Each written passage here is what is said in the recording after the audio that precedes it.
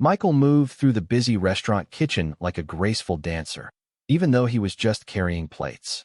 He was a young man with a kind smile and quick hands, always ready to help.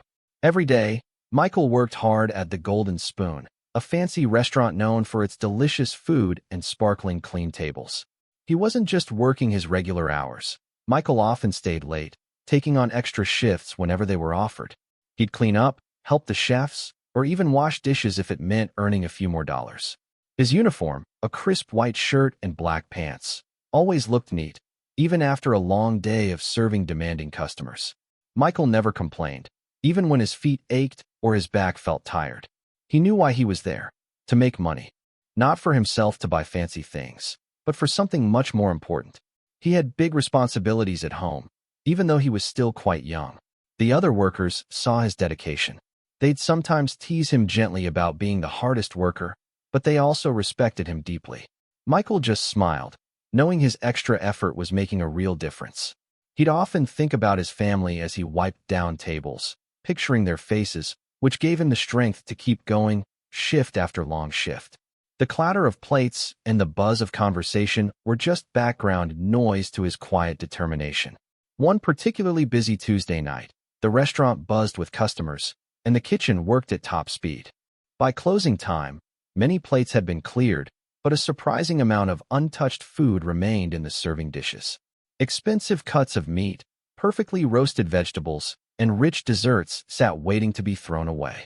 Michael looked at the food, his stomach rumbling a little, but his mind was on something else entirely. He thought about the empty cupboards at home, and a bold idea sparked in his mind. He knew it was unusual, but he gathered his courage and walked towards Mr. Harrison's office. Mr. Harrison was the CEO, the head boss of the entire restaurant chain.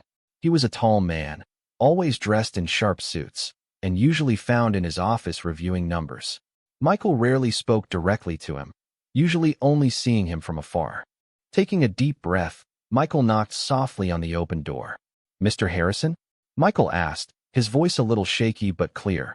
The CEO looked up from his computer, his glasses perched on his nose. "Yes, Michael. Is there a problem?" "No problem, sir," Michael replied, twisting his hand slightly. I was wondering, after such a busy night, if there's any leftover food that's going to be thrown out. Could I perhaps take some home?" He paused, then quickly added, "I really need it, sir. It would be a great help." His eyes held a flicker of hope and a touch of embarrassment. He knew it was a big ask. Mr. Harrison slowly took off his glasses, his eyes narrowing slightly as he looked at Michael. He had never had an employee ask for leftovers before. It was against company rules, mostly because of health and safety, but also to prevent workers from taking advantage. Usually, any uneaten food was thrown away. Mr. Harrison knew Michael was a good worker, always on time and always polite, but this request felt strange. "Leftovers, Michael?" Mr. Harrison repeated, his voice calm, but with a hint of question. "Why would you need leftovers? Are you not getting enough to eat?" Michael shifted his weight, feeling a blush creep up his neck. "No, sir, it's not that I'm not eating. It's just, well, it would be a big help. The food here is so good, and it seems a shame to waste it." He didn't want to say too much, didn't want to explain his family's struggles to the big boss. He just hoped his simple explanation would be enough. But Mr. Harrison was a sharp man. He could see the earnestness in Michael's eyes, but also a hint of something Michael wasn't saying. His mind started to spin with thoughts. Was Michael trying to sneak food for a side business? Was he trying to steal? Or was there a real, hidden reason for this unusual request? A tiny seed of suspicion began to grow, mixed with a strong sense of curiosity. Why did Michael really need the food? The CEO decided then and there that he needed to find out. He couldn't just let an employee break rules, but something about Michael's plea tugged at him. Mr. Harrison looked at Michael for another moment, a silent battle playing out in his mind. He could easily say no, citing company policy, and send Michael on his way. But the young man's eyes, full of a quiet plea, stopped him. Instead of a firm refusal, a different, more daring plan formed. "All right, Michael," Mr. Harrison said, a strange expression on his face. "I'll allow it this one time. But only what's truly going to waste, understood?" Michael's face lit up with a grateful smile. "Yes, sir. Thank you, sir. I understand." He quickly grabbed a few sturdy takeout containers from the kitchen and began carefully packing some of the untouched, high-quality dishes. He didn't take too much, just enough for what seemed like a small meal. Unbeknownst to Michael, Mr. Harrison wasn't finished. As Michael gathered his belongings and prepared to leave, Mr. Harrison quietly slipped out of his office. He grabbed his car keys and walked briskly to the parking lot, starting his luxury car. He saw Michael walk out of the restaurant doors, a small bag in his hand, and begin his walk home. Mr. Harrison pulled out of his parking spot, keeping a safe distance behind Michael. He wanted to see for himself. He needed to understand the truth behind the request.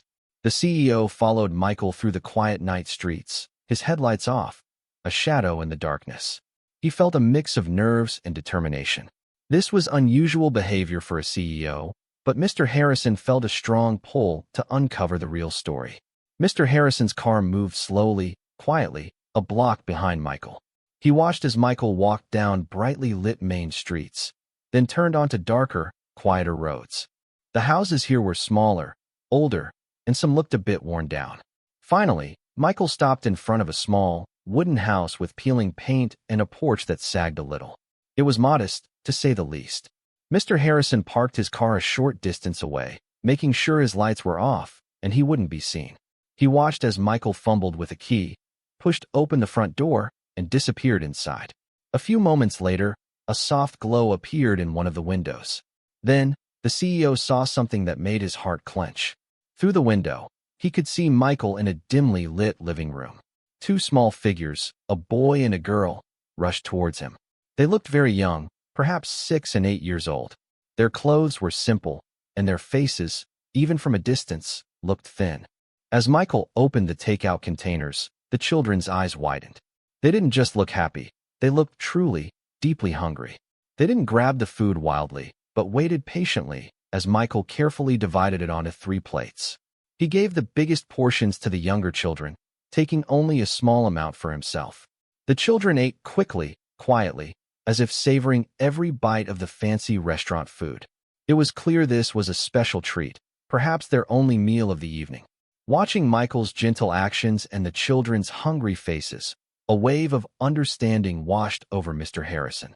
The suspicion he had felt earlier melted away like snow in the sun. Michael wasn't trying to be greedy. He wasn't trying to steal or cheat the company.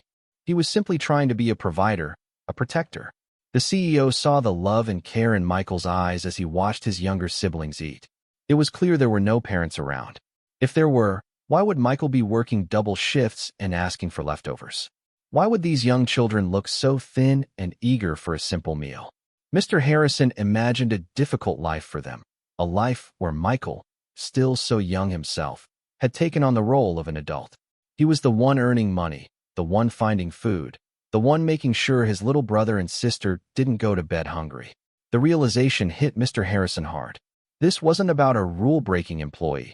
This was about a young man doing everything he could to keep his family afloat. Michael's quiet plea for leftovers now made perfect, heartbreaking sense. The CEO felt a deep shame for his earlier doubts. He had judged Michael unfairly, thinking the worst, when in reality, Michael was showing incredible strength and love under very tough circumstances. The image of the children's grateful faces, lit by the dim room light, stayed with Mr. Harrison, changing his view entirely. A heavy feeling settled in Mr. Harrison's chest as he sat in his car, hidden in the shadows. He felt a deep, uncomfortable ache of regret. He had been so quick to judge, so quick to suspect the worst. He, a wealthy man who owned a chain of successful restaurants, had doubted a kind young man who was simply trying to feed his family. The contrast between his comfortable life and Michael's struggles was stark and painful. A sharp pang of guilt shot through him. How could he have been so blind?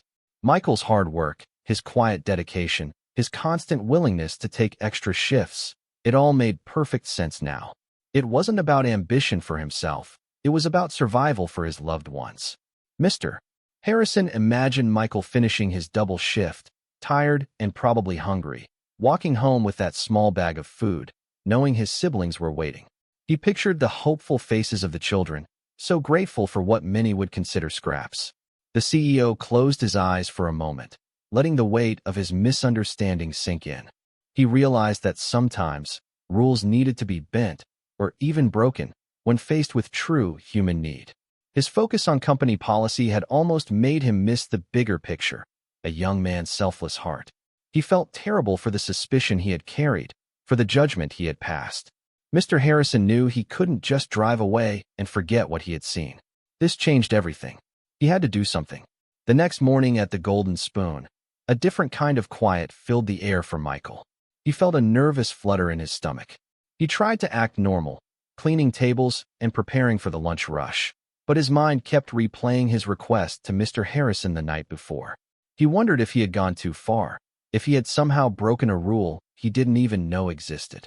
Just as he was putting fresh flowers on a table, a message came through on the restaurant's internal speaker system. "Michael, please report to Mr. Harrison's office immediately." Michael's heart jumped. This was it. He was going to be fired. His hands felt cold, and a knot tightened in his throat. He slowly walked towards the CEO's office, each step feeling heavy. He thought about his siblings, about the little food they had, and the thought of losing his job made his worry grow even bigger. What would they do without his earnings? He knocked on the office door, his knuckles barely making a sound. "Come in," Mr. Harrison's voice boomed, sounding unusually serious. Michael pushed the door open, his eyes downcast, already preparing for the worst news. Mr. Harrison sat behind his large desk, looking directly at Michael. The CEO's face was calm, but Michael couldn't read his expression. This was going to be bad, he thought. He stood silently, waiting for the lecture, waiting for the word "fired" to be spoken. Michael stood nervously before Mr. Harrison's desk, bracing himself. But the words that came out of the CEO's mouth were not what he expected. "Michael," Mr. Harrison began, his voice softer than usual. "I need to tell you something. Last night, after you left, I followed you home." Michael's head snapped up, his eyes wide with shock and fear. He felt a hot flush spread across his face. "This is it," he thought. "I'm really in trouble now." Star. Mr. Harrison held up a hand. "Let me finish. I saw you share the food with your brother and sister. I saw how you cared for them, how you put their needs before your own. Michael, I was wrong to doubt you. I saw a young man with a truly good heart, working tirelessly not for himself, but for his family." The CEO leaned forward, his expression earnest. "Your dedication, your hard work, your loyalty, it's remarkable. You're exactly the kind of person we need in leadership here at the Golden Spoon." So instead of what you might have been expecting, Mr. Harrison offered a small, kind smile. "I'm offering you a promotion. We're creating a new position, Assistant Manager of Operations, and I want you to take it. It comes with a much better salary and more stable hours. You've earned it, Michael, and more." Michael was speechless. He blinked, trying to understand what he was hearing. Fired? No. Promotion? It felt like a dream. Michael was still trying to fully grasp the amazing news of the promotion when Mr. Harrison spoke again, his voice filled with genuine concern. "That's not all, Michael. I also saw the conditions of your home. No one, especially young children, should have to live like that. I want to help your family, truly help them." Michael's jaw dropped. He had never imagined such kindness. Mr. Harrison continued, "The company has a foundation that helps employees in need. We can arrange for your family to move into a much better, safer home. It will be closer to a good school for your siblings, and it will have all the things a proper home should have." The CEO wasn't finished. "We'll also set up some support to ensure your brother and sister have enough food, clothes, and school supplies. You've been carrying a heavy burden, Michael, and it's time for some of that weight to be lifted. You can focus on your new role and on being a brother, not just a parent." Tears welled up in Michael's eyes. This was more than a job. It was a lifeline. It was a chance for his family to have a fresh start, a real chance at a better life. He thought of his little brother and sister, finally having warm beds and full bellies every night. The generosity was overwhelming, and it would change everything for them. This wasn't just a big difference. It was a complete turning point. Michael could barely speak, his throat tight with emotion. "Thank you, sir," he finally managed, his voice thick. "Thank you so much. I don't know what to say." The relief washing over him was immense, like a giant weight had been lifted from his shoulders. He felt tears of gratitude stream down his face, not caring that his boss was watching. This was truly a miracle. Over the next few weeks, Mr. Harrison kept his word. Michael moved his siblings into a cozy, new house with enough rooms for everyone, a small garden, and a safe neighborhood. His brother and sister started attending a good school nearby, excited about their new books and friends. Their thin faces began to fill out as they enjoyed regular, nutritious meals, some of which still came from the restaurant, but now in a planned, respectful way. Michael, with his new role as assistant manager, found a renewed sense of purpose. The higher salary meant he could buy what his family needed without constantly worrying about every penny. The stable hours allowed him to be home more often, helping his siblings with homework and simply being there for them. The dark cloud of worry that had followed him for so long finally lifted. Life for Michael and his family began to change in wonderful ways, all thanks to Mr. Harrison's unexpected kindness and understanding. They were no longer just surviving. They were truly living. The experience with Michael changed Mr. Harrison forever.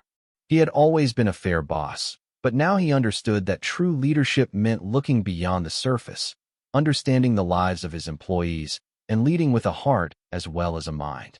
He learned a powerful lesson that day about not judging people too quickly.